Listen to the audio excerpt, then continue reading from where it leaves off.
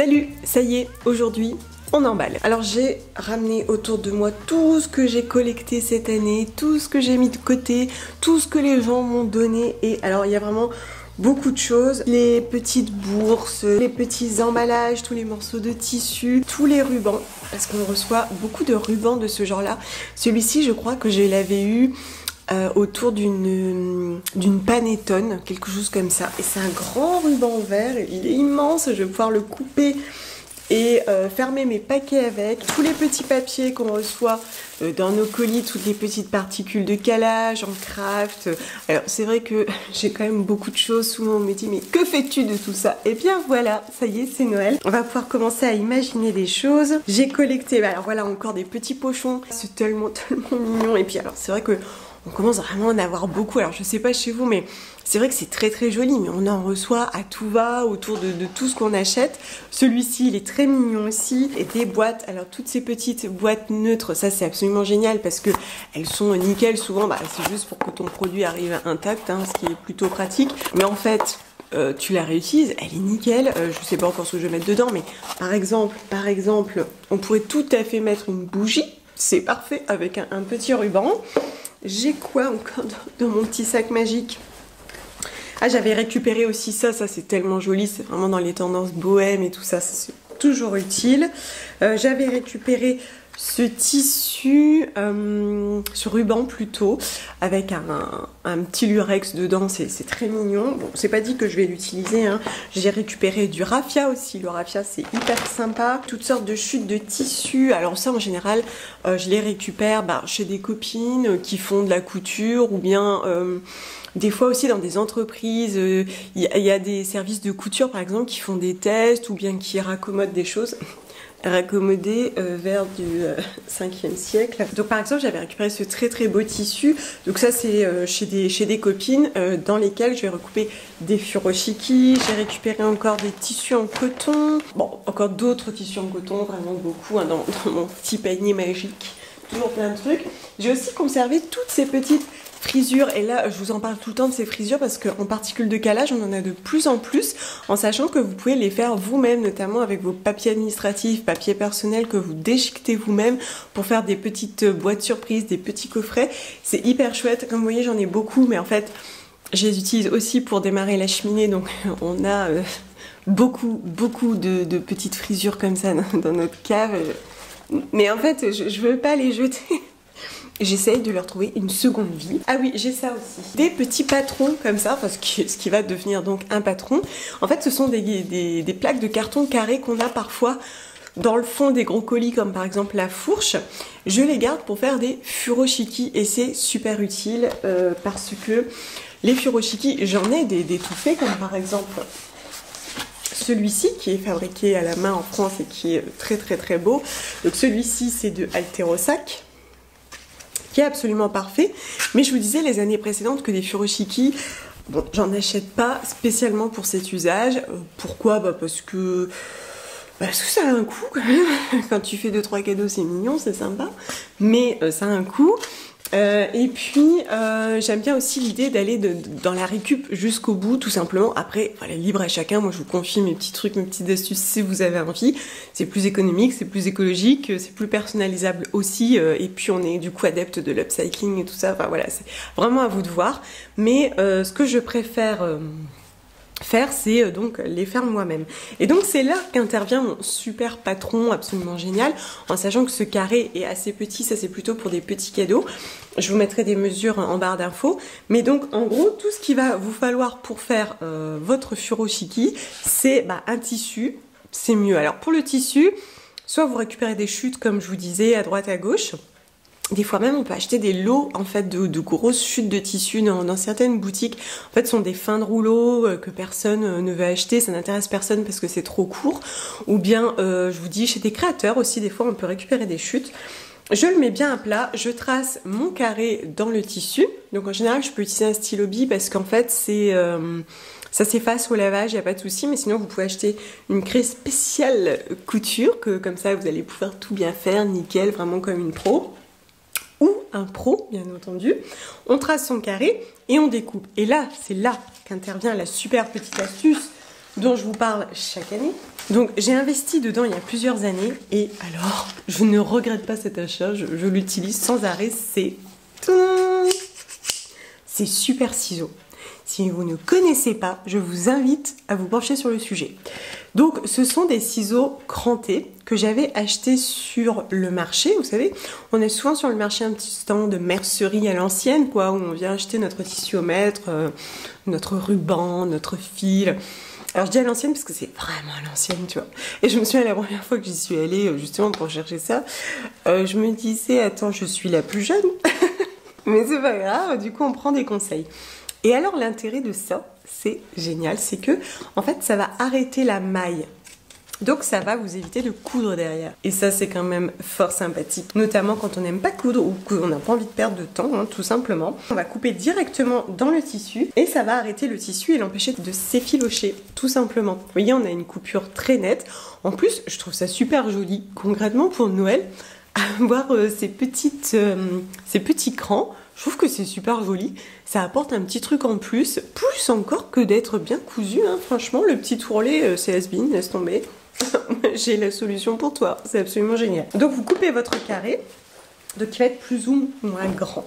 Alors c'est vrai que en général, sur des gros paquets, je vais plutôt m'orienter vers des récup de craft, des récup de papier, sauf si j'ai un gros pan de tissu, mais en général c'est plutôt rare. Donc ce que je vais faire, c'est que les furoshiki, je vais l'utiliser principalement pour faire des emballages de livres. Je trouve que bon, le livre c'est l'idéal, les petites boîtes, les petits coffrets, les bougies, les cosmétiques, tout ça, ça fonctionne super bien. Et donc au niveau des techniques du furoshiki, bon, je vous en ai montré plein ces dernières années, puis maintenant c'est tellement à la mode, je pense que tout le monde sait. Mais en gros, voilà mes techniques les plus simples. Alors celle du livre, franchement c'est la plus facile. Je la fais souvent en atelier avec les enfants à l'occasion de Noël. Je crois que je vous l'avais montré d'ailleurs l'an dernier parce que j'avais fait un atelier dans l'école de mon fils et je demandais aux enfants de les faire et ils y arrivent très bien. Donc voilà, il n'y a pas de souci, c'est accessible à tous. On le prend dans la diagonale.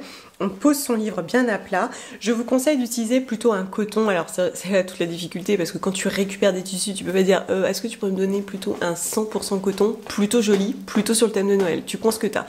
Et d'ailleurs dans l'idée de recycler, de modérer les coûts, vous pouvez également récupérer vos draps. Vous savez, des draps qui ont été troués ou usés. Souvent en plein milieu on va avoir une belle pièce nickel. En général c'est du coton. Et ben allez-y, ça c'est une très bonne idée. Les thés d'oreiller. En plus, les thés d'oreiller, normalement, font un carré, donc c'est encore mieux.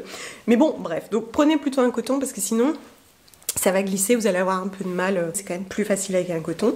Vous tirez bien, vous enroulez dans la diagonale jusqu'au bout, et vous renouez les deux autres côtés de votre carré. Tout simplement, c'est hyper joli. Vous avez aussi les techniques des bouteilles. Alors les fameuses 2 bouteilles, c'est pas celle que j'utilise le plus parce que finalement elle est pratique cette technique parce qu'en plus on peut la transporter, c'est assez original, c'est chouette et tout ça. Mais c'est pas ma préférée d'un point de vue esthétique. Moi, celle que je préfère pour les petites bouteilles, c'est noué au sommet, donc bien fermement, il faut que ça soit bien tiré. Ça peut être sympa aussi pour des petits flacons, des liqueurs, peut-être des hydrolats, des hydrolats assez sympathiques, comme par exemple ceux de Aïda pour ne pas les citer. Et ensuite on va renouer sur le devant. Je trouve que c'est beaucoup plus joli. Alors oui, ça va demander un petit peu de technique sur le moment, peut-être un petit peu d'entraînement, mais honnêtement le résultat est magnifique. Après, bon, au niveau des furoshiki, c'est vrai que on n'est pas tous adeptes, on n'est pas tous à l'aise, et franchement, je comprends tout à fait. Quelques années en arrière, je disais la même chose, j'arrivais un petit peu fébrile avec mes paquets, et oui, j'avais des réflexions. En revanche, par exemple, mon fils a toujours eu ce genre de paquet plutôt écolo, et lui, il adore parce que on a quand même cette attente, la curiosité, on déballe, c'est quand même... je trouve quand même que tout est fait pour avoir cette idée de cadeau. Et d'ailleurs, comme je vous le disais, il me semble qu'au Japon, on est aussi dans l'idée du cadeau dans un cadeau, puisque on l'offre très souvent dans un carré de soie, donc dans un petit bandana par exemple, un petit foulard, comme ça la personne peut aussi garder le foulard, ou dans un torchon par exemple qui lui plairait, c'est aussi une très bonne idée. Mais dans la majorité des cas, on vous rend le tissu, on m'a systématiquement rendu le tissu, ça n'est jamais arrivé qu'on se l'approprie. En général on me le rend en me disant bah tiens comme ça tu pourras l'utiliser pour autre chose, même à l'époque où les gens ne savaient pas ce qu'était un furoshiki, je pense qu'ils étaient tellement juste mal à l'aise de ne pas savoir quoi en faire et de ne pas oser le jeter qu'ils me le rendaient. Bon après, pas de panique parce que il y a aussi des emballages qui sont très beaux naturellement, ne vous embêtez pas, il y a des choses qui arrivent déjà dans un joli carton de craft, il y a des emballages qui sont déjà très jolis. Donc là, qu'est-ce que je vous ai ramené ? Par exemple, vous avez des marques comme Molution qui ont tout à fait joué le jeu. J'ai envie de vous dire, le cracker est absolument parfait. C'est hyper joli. Vous pouvez l'offrir tel quel, éventuellement rajouter un ruban. Mais en plus, c'est hyper original. Ils ont bien fait les choses avec des cartons recyclables. Donc là, moi, je les offre tel quel. Je ne me pose pas plus de questions. Je trouve que c'est déjà très joli et je vais l'offrir ainsi. Donc là, celui-ci, c'est le cracker avec le maquillage à l'intérieur, en sachant que vous pouvez ajouter un petit baume à lèvres et tout ça si vous voulez dedans, qui est très chouette, soit dit en passant, parce que je porte encore aujourd'hui le liner, mais le liner, il est dinguissime, il est hyper fin, je pense que même celui ou celle qui est le moins à l'aise du monde avec le liner arrivera à faire quelque chose avec, c'est absolument génial. Et avec, donc vous avez le petit mascara. Bon bah vous voyez typiquement, ça s'emballe tout seul, c'est très joli. Vous avez aussi tout ce qui arrive directement dans ce genre de petits pochons. Je vous disais tout à l'heure qu'il y a plein de pochons, moi ceux-ci en font partie. C'est très joli, bah, moi je l'offre juste comme ça, souvent je le noue. Des fois j'ajoute une petite feuille avec le prénom que j'écris sur un petit bout de papier que je recycle. Et c'est très joli ainsi, honnêtement. Il n'y a pas besoin de plus, c'est parce qu'on a pris l'habitude d'emballer, mais c'est très joli au naturel. Après, vous avez aussi des boîtes qui ont toujours existé en fait, mais on a cette tendance de mettre des boîtes dans des boîtes, mais non, ce n'est pas nécessaire, les boîtes dans les boîtes. Donc vous avez par exemple là les coffrets de petites boîtes à bijoux de Aglaé & Co qui sont très jolies. On a un petit effet doré qui est hyper sympa. Alors là, bon, justement, j'ai pris une bague pour ma soeur avec cette pierre d'onyx qui est absolument magnifique. Je la regarde tout le temps, je suis tellement tentée de la glisser sur mon doigt tellement elle est belle. Bon bah là, je vais lui offrir telle quelle. Je vais juste ajouter un petit ruban autour et mettre son prénom dessus. C'est vraiment très joli. En plus, j'aime bien cette idée de dérouler le ruban et d'ouvrir la boîte à bijoux d'Aglaé, c'est tout comme dans les films, j'adore. La dernière chose, c'est donc effectivement tout ce qui est récup de ce genre. Alors ça, on adhère ou on n'adhère pas, parce que c'est vrai que là, l'aspect récup est un petit peu plus flagrant. Voilà, je peux comprendre. En tout cas, on reçoit quand même pas mal de papier craft ou de papier de ce genre-là. Ce que je fais, c'est que je le conserve bien à plat, quitte à mettre un peu de poids dessus pour qu'il soit bien plat. Mais c'est hyper intéressant, notamment pour les enfants, si vous voulez absolument qu'ils déchirent ou qu'ils aient cette sensation de papier. Et pour moi, vous différencier, parce que honnêtement, je peux comprendre cette histoire de pression sociale. Et donc, je vais terminer le paquet, encore une fois, avec un ruban ou un petit fil.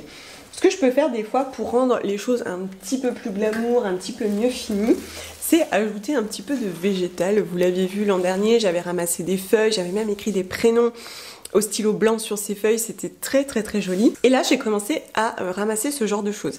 Alors, je ne sais pas ce que c'est, je ne sais pas comment ça s'appelle, mais en fait, quand je me promène, bah, je regarde un petit peu autour de moi ce que la nature nous offre, et j'ai trouvé ceci. C'est tellement joli. Franchement, c'est trop joli. Je trouve que c'est magnifique. En plus, on est vraiment dans le style des petits bouquets à la mode, très bohème et tout ça.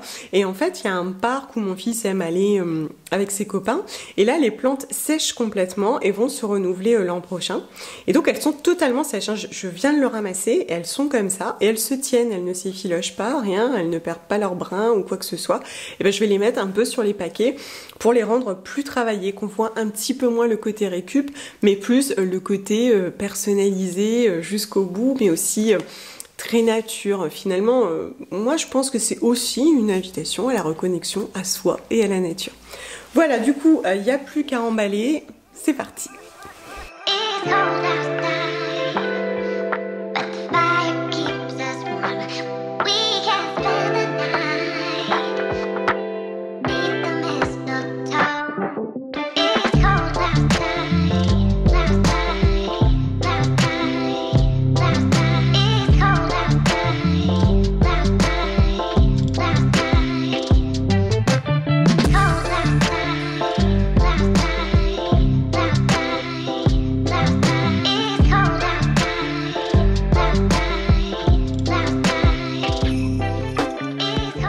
J'espère que ça va vous donner des idées. Si jamais vous êtes à quelques jours de Noël à vous dire mais je n'ai pas de cadeau, qu'est-ce que je vais faire? Comment je vais m'en sortir?